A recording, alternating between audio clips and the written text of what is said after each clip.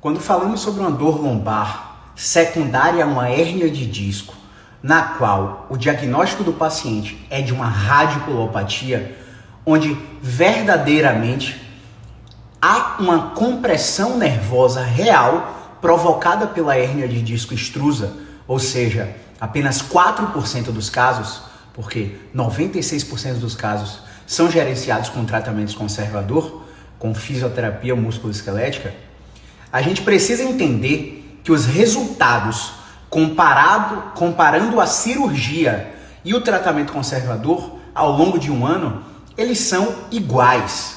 Como mostra esse paper publicado na maior revista médica do mundo, The New England Journal of Medicine, atestando tudo que eu estou dizendo aqui para vocês. Por isso, precisamos entender que a cirurgia depende de sinais exclusivos apresentados no exame físico. O paciente apresenta piora progressiva, não há variabilidade. Cada vez que o tempo passa, o paciente está significativamente pior. O paciente apresenta perda de força, ficar na ponta dos pés, ficar nos calcanhares. O paciente está incapacitado para realizar esse tipo de atividade.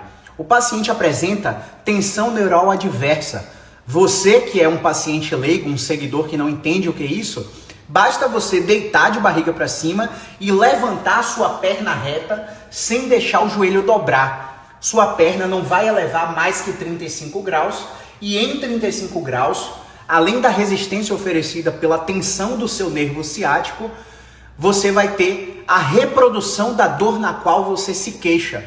Uma coisa que é muito confundida por pacientes. O paciente ele não sente alongamento, ele sente a dor na qual ele se queixa todos os dias. Essa dor é constante, beleza? Paralelo a isso, ele pode apresentar dormência na genital, na vagina, no pênis, no testículo. Ele adormece, porque a hérnia pode comprimir um nervo na qual sua ramificação vai para o nervo pudendo, vai para o nervo ilipogástrico, vai para nervos gênito-femorais, que comandam a motricidade, o movimento, e a sensibilidade, né, através dos seus ramos motor e sensitivo da área genital. Então a gente tem uma suspeita de síndrome de Caldequina e esse paciente precisa de fato de uma cirurgia. Caso este raríssimo, como relatei no início desses stories, menos de 4% do total dos casos, evidenciando que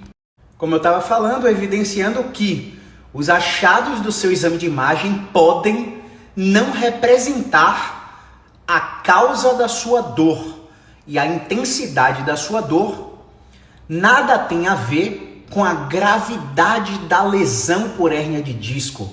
Existem pessoas que têm protusões pequenininhas e dores altamente incapacitantes. Existem pessoas que têm hérnias de disco gigantescas, extrusas, volumosas e até mesmo sequestradas e não sentem absolutamente nada, né? Esse paper no qual eu relato aqui mostra que em 3.110 pessoas sem dor, submetidas a exames de imagem como a ressonância magnética, 87% delas tinham alterações degenerativas, abaulamentos, discopatias, hérnias de disco, até mesmo espondilolistese, que seria o escorregamento vertebral. E essas pessoas não tinham dor.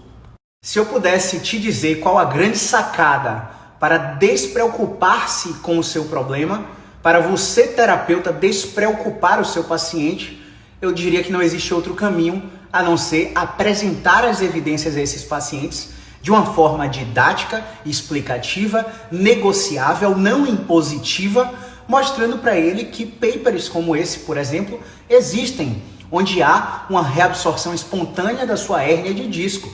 Se você acompanhar pessoas que fizeram o exame de imagem há 6 meses atrás, há um ano atrás, há 2 anos atrás, vocês vão ver que na maior crise incapacitante que eles tiveram, a hérnia estava pequena, e quando eles estavam melhores e repetiram a ressonância magnética, a hérnia estava gigante, não havendo relação linear entre tamanho da hérnia, intensidade da dor, severidade da incapacidade ou do sofrimento associado ao problema, para que esse paciente desmistifique as crenças equivocadas que são passadas por médicos e fisioterapeutas completamente despreparados e sem o conhecimento técnico de evidências científicas como essa, onde a Barbara Webster testou os desfechos clínicos entre pacientes com dor lombar inespecífica, com ou sem radiculopatia, e em 37% dos casos de dor lombar inespecífica e 79% dos casos de radiculopatias foram submetidas à ressonância magnética precoce, isto é,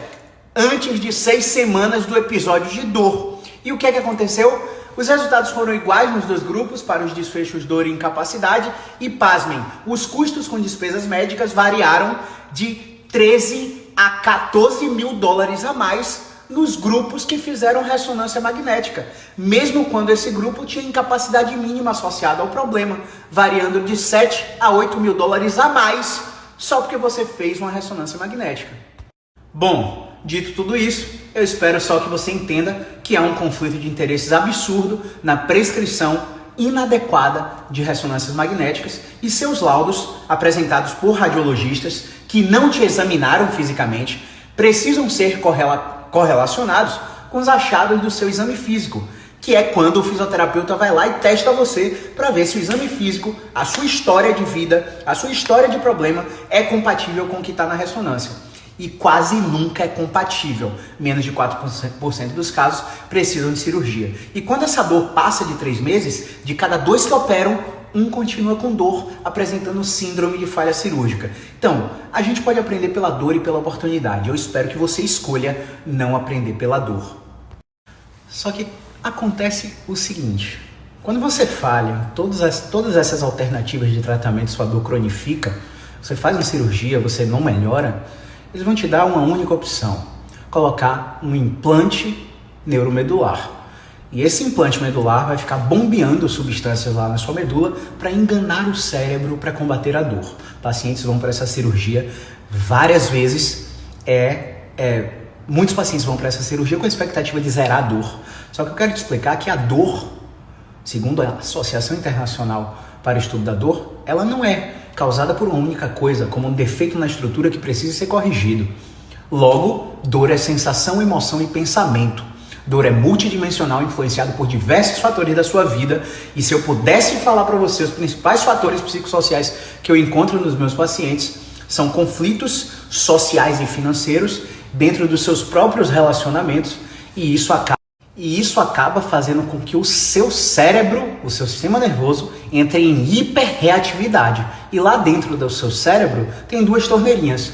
Uma que abre para liberar o analgésico e uma que abre para liberar substâncias que promovem, amplificam e perpetuam a dor diante do seu contexto, diante dos seus relacionamentos, dos seus problemas financeiros, diante do seu suporte social para com sua família, diante de um estado de luto que você esteja vivendo, diante, enfim, de diversas situações. Portanto, nenhum desses procedimentos que visam corrigir a sua estrutura, fazer uma cirurgia, ou fazer qualquer correção postural, ou fortalecimento de um músculo em específico, justificam sua dor quando ela é crônica. Eu espero que você entenda isso e, mais uma vez, aprenda pela oportunidade e não pela dor, sofrimento e incapacidade. O que me entristece é saber que, durante todo esse período, muitos médicos e fisioterapeutas continuam prescrevendo procedimentos que não têm evidência nenhuma que funcionam para a dor crônica de seus pacientes, mesmo a primeira evidência que surgiu a respeito desse novo modelo biopsicossocial de abordagem, onde a gente analisa o contexto do paciente, tendo surgido em 1977 através desse paper de Engel. E fisioterapeutas realmente encontram barreiras para a implementação da abordagem no modelo biopsicossocial, onde é necessário analisar o contexto, o ambiente, analisar o estado de saúde mental, a catastrofização, o comportamento de medo, alterações cognitivas e comportamentais necessárias ao pleno desenvolvimento e tratamento da dor. Eu gostaria que todos vocês que me assistem aqui dormissem nesse final de semana com essa reflexão.